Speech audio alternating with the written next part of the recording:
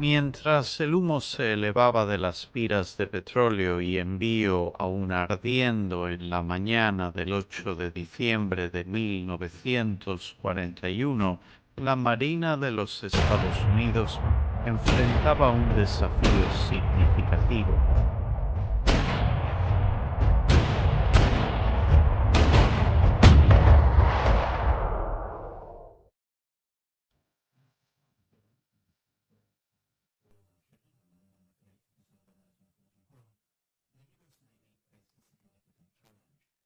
6 acorazados, incluyendo el antiguo barco de entrenamiento Utah, habían sido hundidos o estaban hundiéndose, y los 3 restantes habían sido dañados en diversos grados.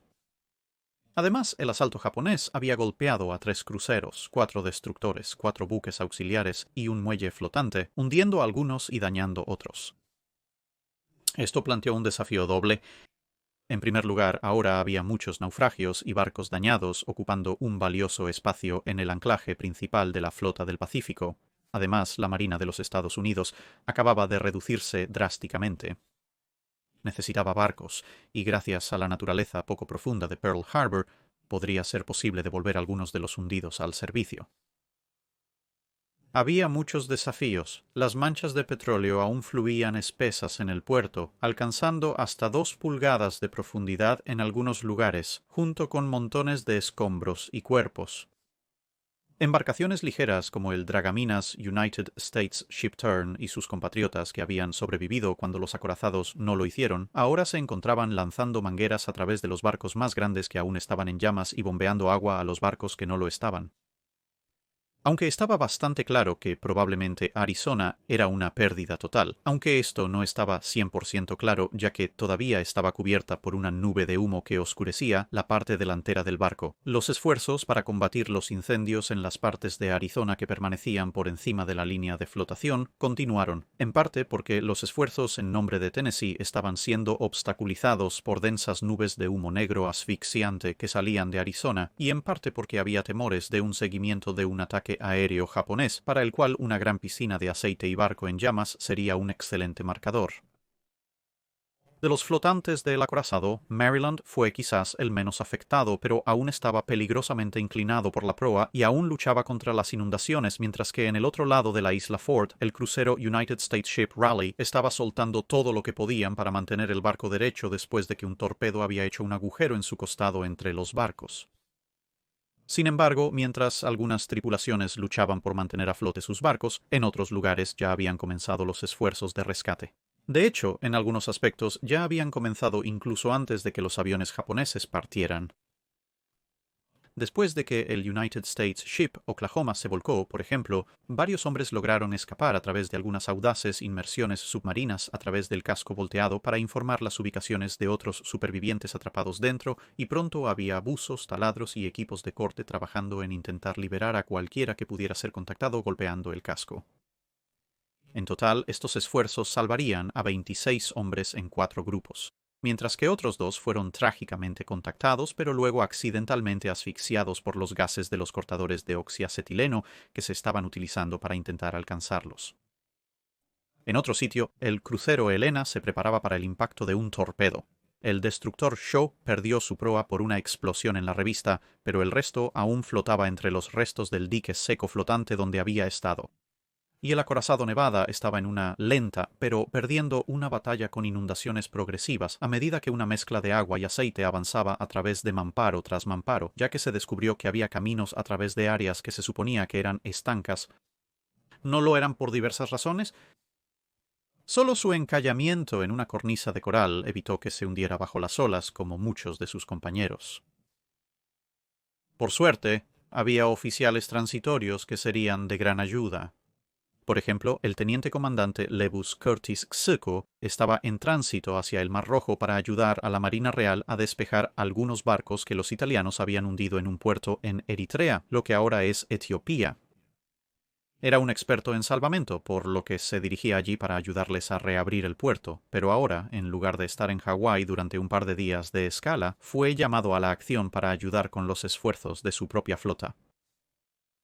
El portaaviones United States Ship Enterprise hizo una breve aparición, pero no importa cuán útiles pudieran haber sido la tripulación y las bombas del portaaviones y sus escoltas, se necesitaba en otro lugar y la fuerza pronto volvió a salir al mar.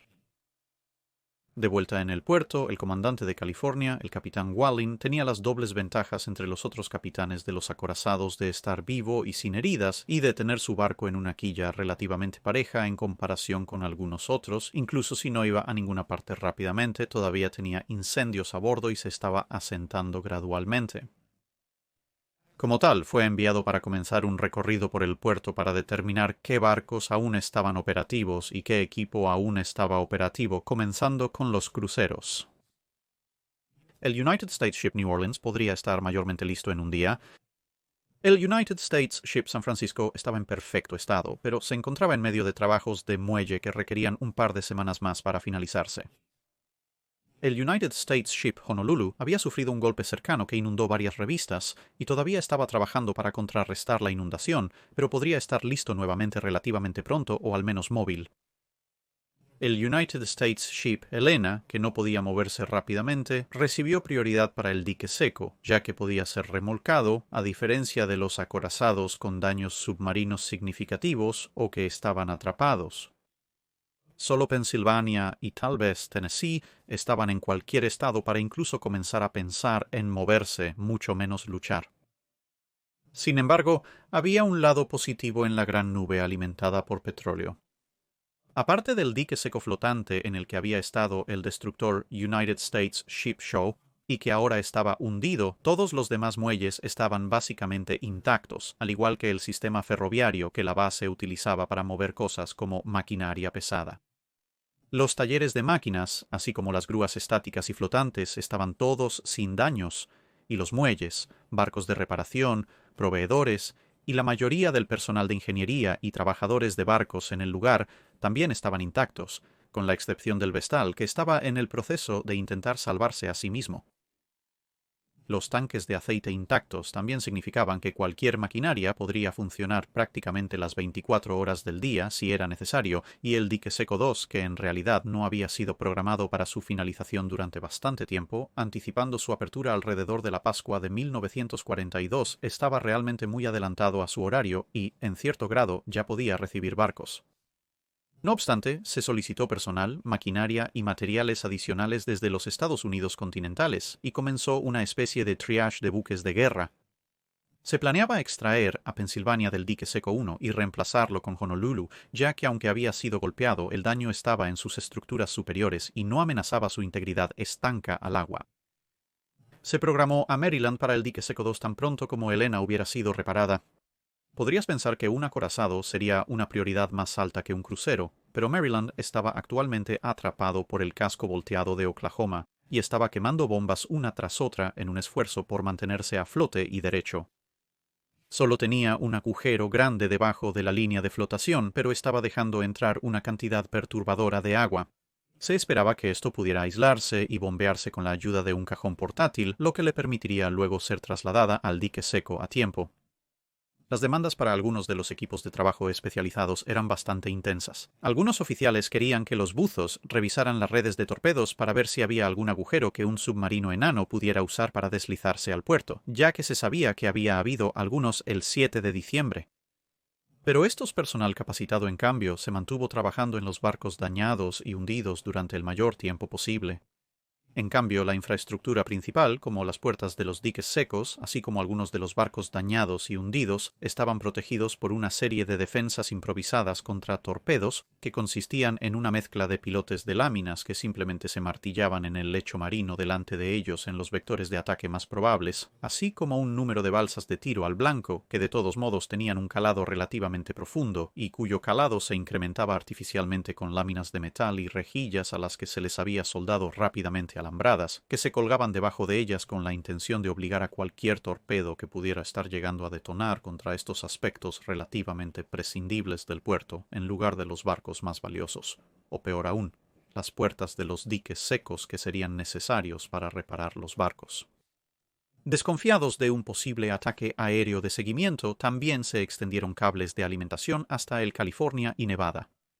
Los barcos en sí estaban sin su propia energía y parcialmente descansando en el fondo del mar y, en el caso de California, gradualmente yendo más abajo, pero por el momento las armas antiaéreas de 5 pulgadas y sus tripulaciones, donde éstas aún estaban sobre el agua, fueron puestas en servicio utilizando las fuentes de alimentación externas para mantener las armas en funcionamiento por si acaso regresaba la marina japonesa. Los diversos esfuerzos en curso se consolidarían formalmente en la Organización de Salvamento de la Fuerza Base una semana después de los ataques, el 14 de diciembre, bajo el mando de James Mortimer Steele, anteriormente comandante del United States Ship Utah, que por supuesto era una posición que ya no necesitaba ser ocupada. El papel de la nueva organización era autoexplicativo y permitiría que la base misma se centrara en las reparaciones, remodelaciones y reabastecimiento de las fuerzas de combate aún activas que estarían pasando por Pearl Harbor durante los próximos meses y eventualmente años.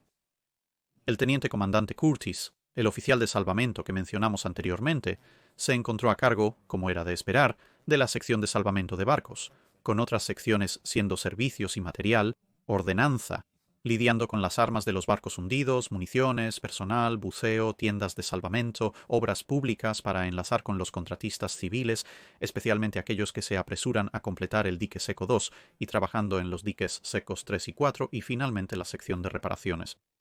Pero todo este personal vital no se había sentado a esperar durante una semana por un título oficial.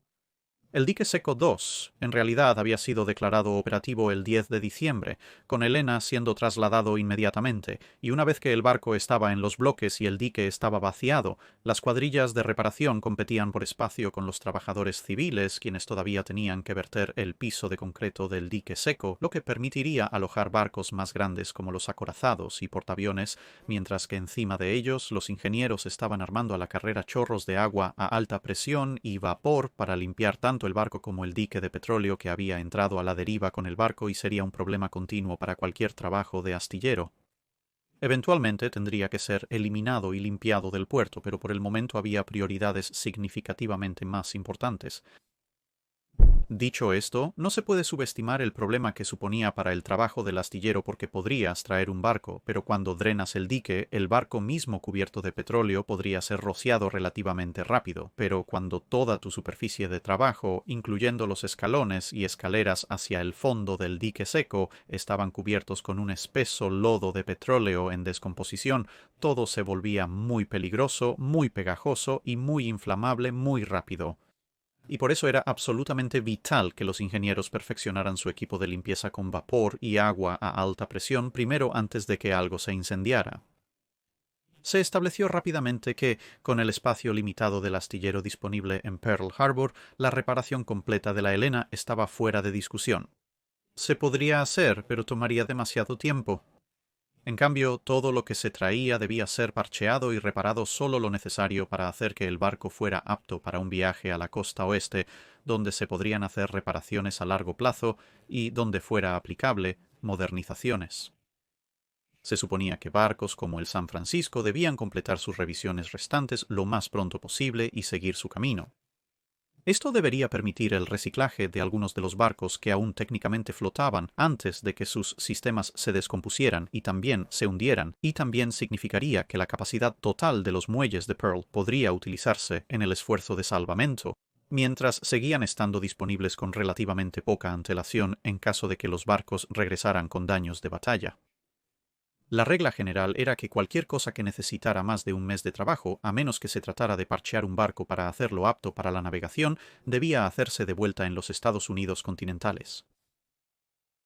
Los primeros problemas que la nueva organización necesitaba superar fueron la falta de espacio de almacenamiento para el material recuperado de los barcos, la falta de mano de obra y el hecho de que uno de los activos clave, el barco de reparación Vestal, había sido golpeado por 2 bombas y luego por la onda de choque de la explosión del Arizona justo al lado de él.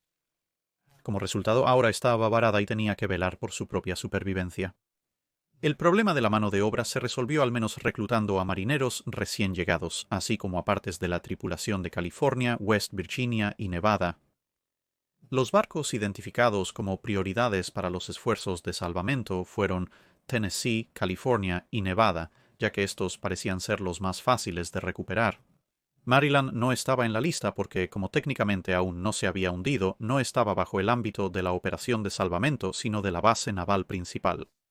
A cada barco se le asignó su propio oficial de proyecto, así como un grupo de hombres con ingenieros y oficiales de control de daños de los propios barcos, también asignados a los grupos debido a su conocimiento previo del diseño de sus propios barcos.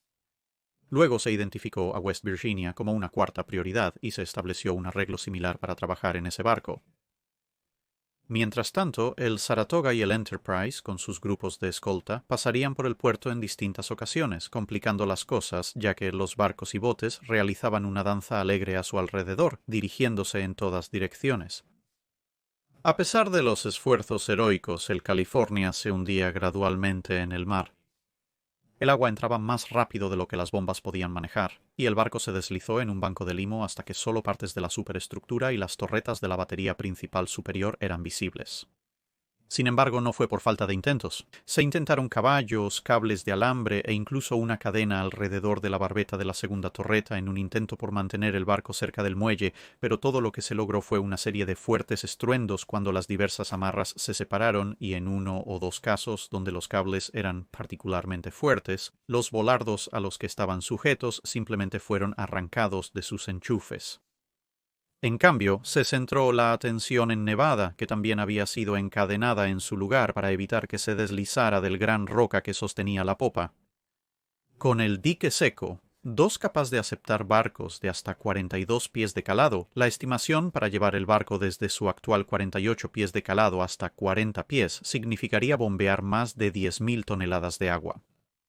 Se consideraron algunos otros planes para reducir aún más su calado, pero la cantidad de agua que tendría que desplazarse era verdaderamente ridícula.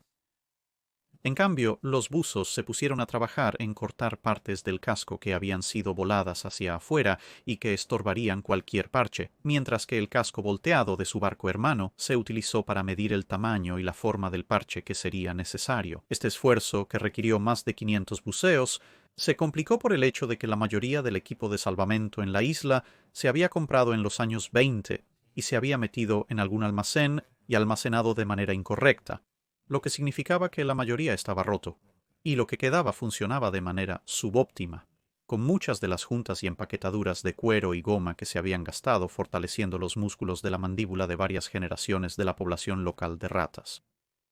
Afortunadamente, sin embargo, se estaban enviando rápidamente equipos más actualizados y menos roídos junto con más especialistas desde la costa oeste.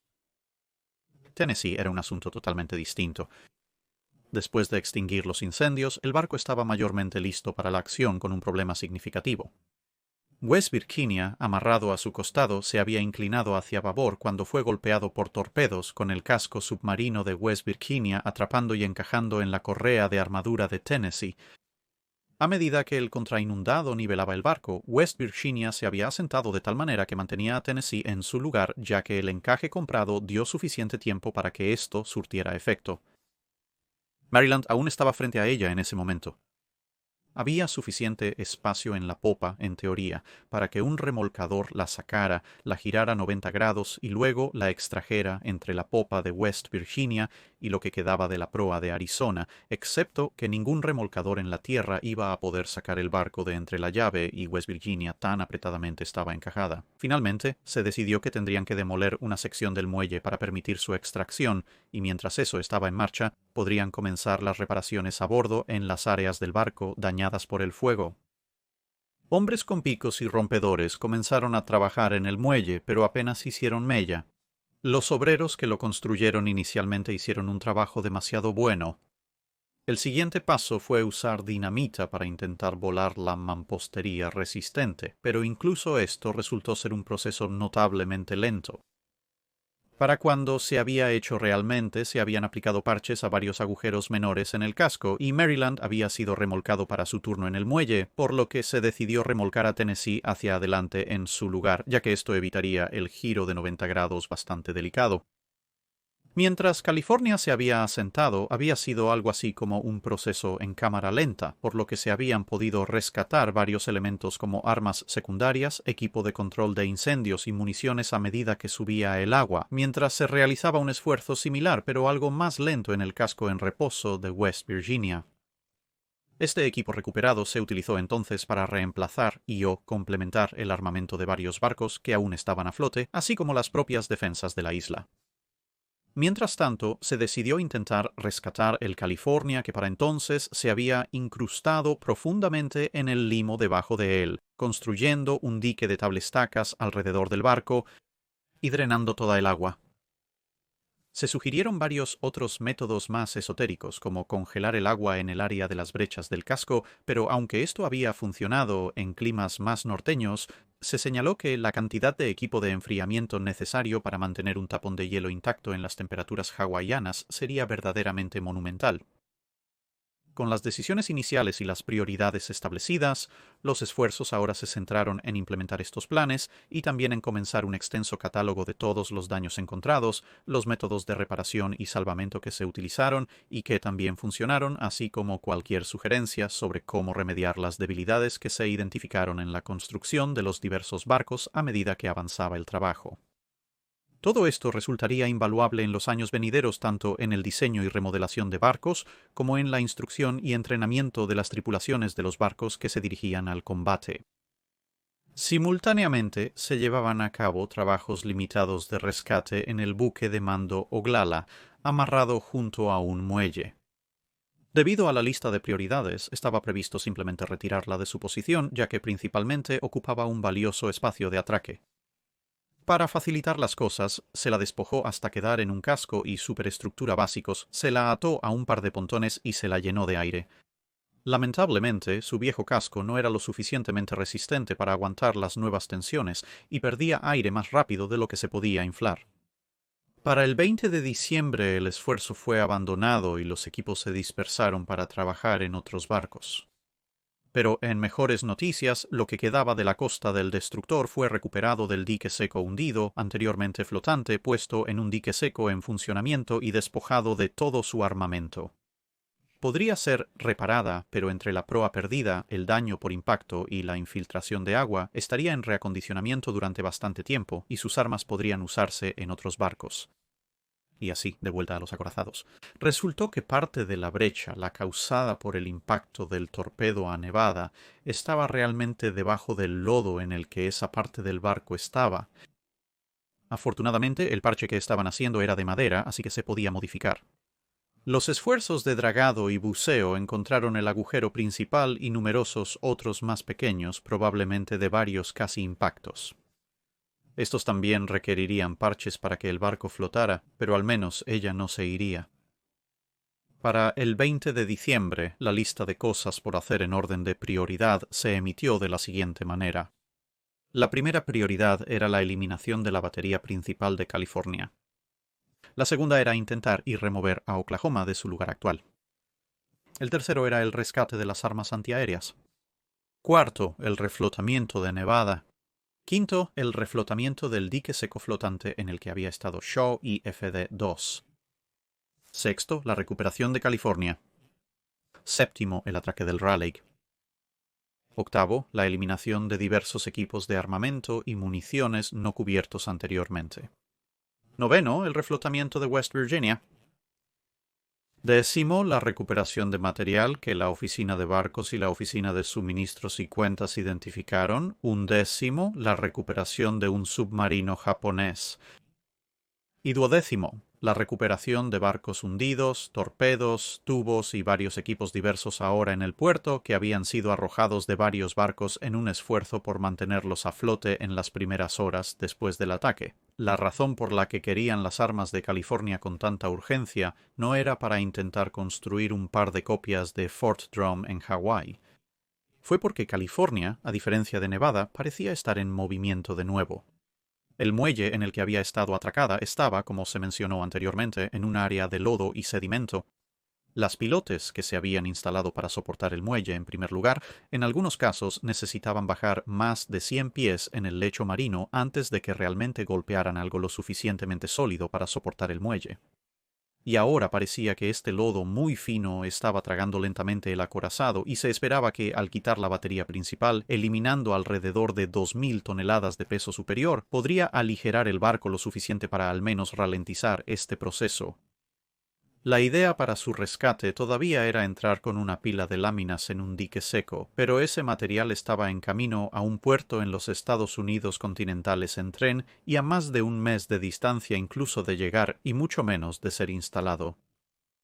Si el barco se hundiera considerablemente más en el lodo en el ínterin, esto podría ocultar completamente el daño y hacer que sea casi imposible de reparar o bombear, y por supuesto, la succión que lucharía contra su remoción sería inmensa. Y así se quitaron las cimas de las torretas y se sacaron las armas. En el dique seco 1, al remover el Pennsylvania, se pudo drenar el dique y revisar los destructores Cassin y Downs presentes. Las noticias aquí realmente no eran buenas. Entre múltiples bombas y sus propios torpedos detonando, además de estar en llamas, los dos barcos eran efectivamente montones deformes de chatarra cuyo único valor real era el preciado espacio de dique seco que actualmente ocupaban, y cualquier maquinaria interna que pudiera haber sobrevivido. Como eventualmente resultaría, los restos de ambos barcos serían desmantelados y se construirían barcos completamente nuevos alrededor de cualquier maquinaria rescatable que quedara dentro, y se les darían los números de casco y nombres del antiguo destructor, pero eso sería para el futuro lejano. En otro lugar, habían logrado encontrar el naufragio de un submarino enano japonés, por lo que cuando los acorazados terminaron de ser tragados por el lecho marino, también se estaban haciendo esfuerzos para remolcar esto. No obstante, hubo buenas noticias. El mismo día de todo esto, Maryland, Tennessee y Pennsylvania, todos reparados en diversos grados, se embarcaron en el viaje de regreso a la costa oeste para más reparaciones. Pennsylvania se dirigió a Mare Island y Tennessee y Pennsylvania se dirigieron a Puget Sound.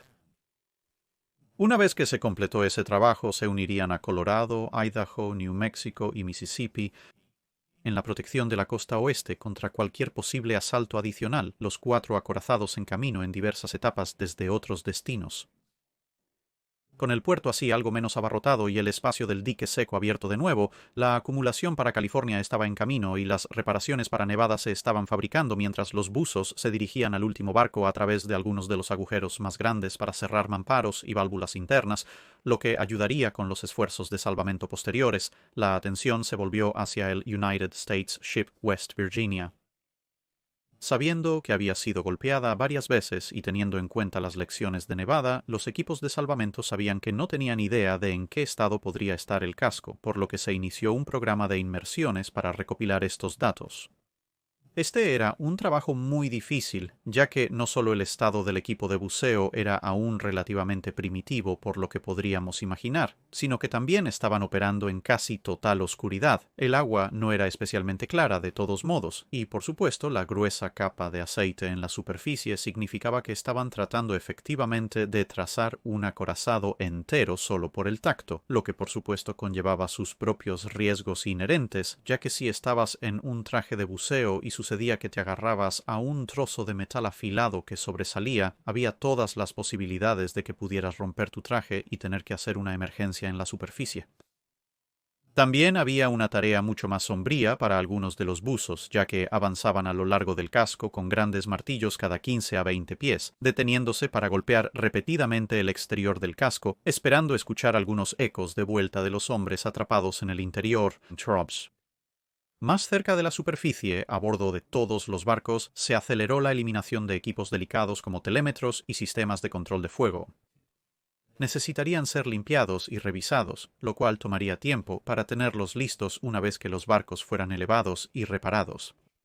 Aunque los elementos individuales no pesaban tanto, colectivamente sí sumaban, y por supuesto estos ítems estaban relativamente altos en los barcos cuya estabilidad en este punto en el tiempo era por supuesto algo cuestionable, y se volvería aún más así cuando comenzara la flotabilidad diferencial al comenzar a bombear aire en ellos.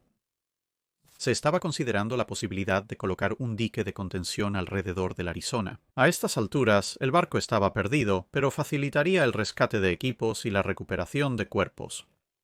Sin embargo, al final no se consideró que el gasto valiera la pena, y aparte de algunos rescates menores en la sección de popa y una serie prolongada de inmersiones para acceder a algunos de los objetos de menor volumen y mayor valor, como la caja fuerte que contenía la paga del barco, el barco se dejó en gran medida solo para finales de año. Asimismo, por esa época llegaban los reportes iniciales desde West Virginia. A pesar de que el casco se parecía a un queso suizo debido a varios casi impactos directos y daños por esquirlas, en mínime non stossen. El barco estaba en realidad en mucho mejor estado de lo que muchos sospechaban, y comenzó a ser evidente que en realidad podría ser rescatado. Y con esa noticia, las cuadrillas de salvamento se lanzaron a lo que ahora era una rutina semifamiliar, despejando las cubiertas, recuperando equipos y eliminando daños o partes superfluas de la superestructura y preparándose para retirar la batería principal. A medida que 1941 se convertía en 1942, todo estaba cambiando. Al almirante Kimmel se le relevó del mando y fue reemplazado por el almirante Nimitz. El ritmo de las operaciones de salvamento comenzaba a inclinarse hacia los preparativos para levantar los barcos, y toda la operación de salvamento estaba a punto de recibir un nuevo jefe. El capitán Steele estaba por ser promovido, y el excomandante de California, el capitán Walling, tomaría el mando. Y ese es un buen punto para concluir la semana. Sintoniza la próxima semana mientras comienzan los esfuerzos para levantar California, Nevada y West Virginia, y la gente comienza a preguntarse qué hacer con Oklahoma.